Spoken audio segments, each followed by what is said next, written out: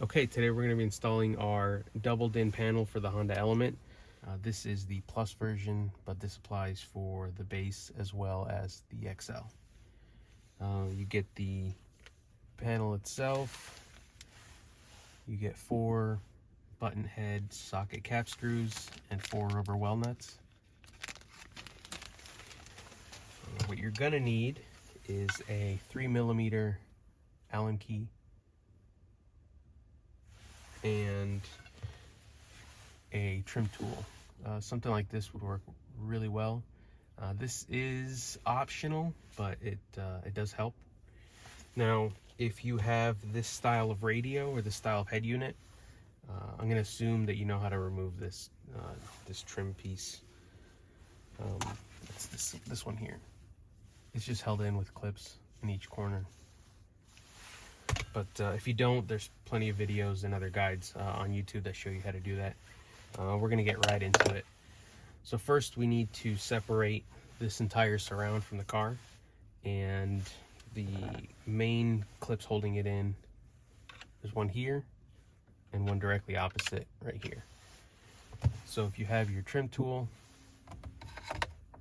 you can put it right in here and just pull outward. That releases one. And the same thing on the other side. Just get it under the trim and that releases it. So there's a couple other clips holding it in, but these are the main two, and you can sort of wiggle it free.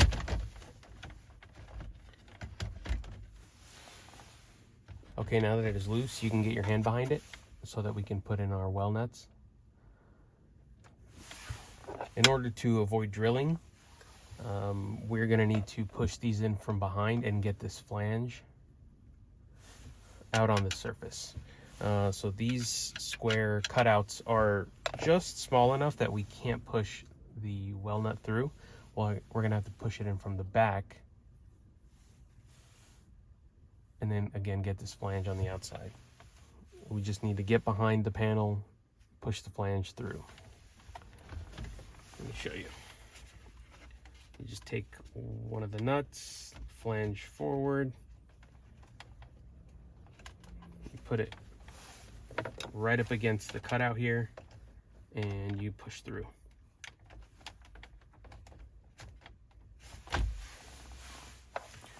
Okay, now that that nut is in, we need to do the same for the other 3 corners, and we'll be ready to put our panel in place.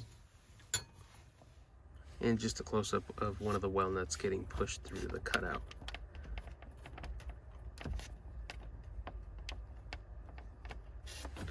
There we go. Now, because the cutout is smaller than the well nut itself, the opening is now sort of oblong. And what that means is if you go to push the screw straight in, you're going to push that nut back through to the other side. So what you're going to want to do is, once you have your panel in place, you put your screws in and sort of let them work their way through the rubber, and eventually they will hit the threaded insert. So if you imagine the panel was in place, you sort of let it work its way through the rubber,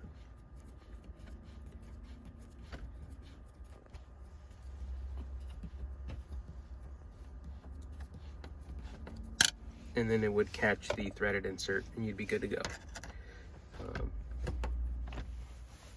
Okay, I've got a well nut in each corner. At this point you can snap the trim back into place. Remember, there's a clip here, one on the opposite side, as well as a few others throughout the panel. So you start here, give the rest of the panel a tap, make sure everything's in place, and you are good to go. Put that in place here. And as I mentioned before, you're going to want to let the bolt work its way through the rubber instead of just pushing it through, in order to keep the nuts in place. So we'll start up top.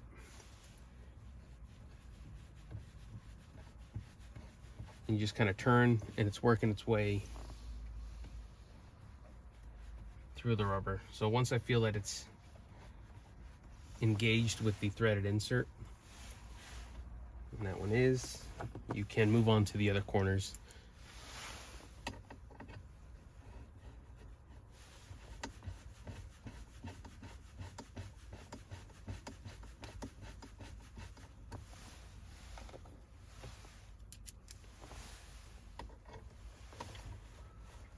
Okay, now that they're all in place, you can tighten them down. Again, I like to tighten them down evenly. Now, obviously, you're going to want to install any RAM bases you might have before you get this far, but I just wanted to show you how to install the panel itself. If you do notice the gaps are bigger on either side, that is actually going to need to be adjusted through the head unit itself, or the mounting brackets. And one last note is there is a gap underneath the panel here, and that is so you can run wires or cables and not have them pinched. So don't worry if there's a gap here. That is by design.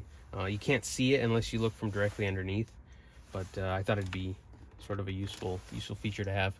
So if you have any questions, feel free to reach out on Instagram at counterproductive.us.